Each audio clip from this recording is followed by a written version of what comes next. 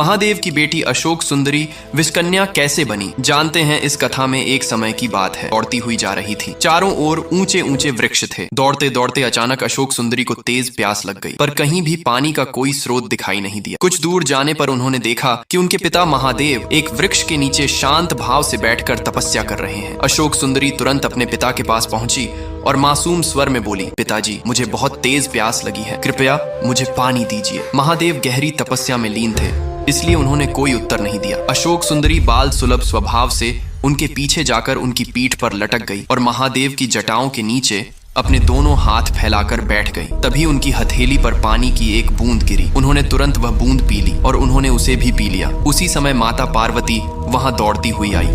उन्होंने अपनी बेटी को जटाओं के नीचे बैठे देखा तो घबराकर उसे गोद में उठा लिया और बोली, अब तुम्हें एक विशेष रूप और नया नाम मिलेगा। तुम मनसा के नाम से जानी जाओगी। तुम्हें नागों की रक्षा का दायित्व मिलेगा। अब तुम नाग कन्या के रूप में नागलोक में जितने भी नाग और नागिन हैं, तुम सबकी रक्षा करोगी। तुम मनसा माता के नाम से पूजी जाओगी। यह सुनकर अशोक सुंदरी प्रसन्न हो गई और नागों की ओर चली गई। उन्होंने आसपास से रंग बिरंगे फूल तोड़े को सभी नागों के गले में पहनाया। जैसे ही फूलों की मालाएं उनके गले में पड़ी, उनके बंधन टूट गए। सभी नाग प्रसन्न होकर झूमने लगे। तभी महादेव और माता पार्वती वहां प्रकट हुए। महादेव ने मुस्कुराकर कहा, और तुमने अपने करुणा और बेटी को देखा।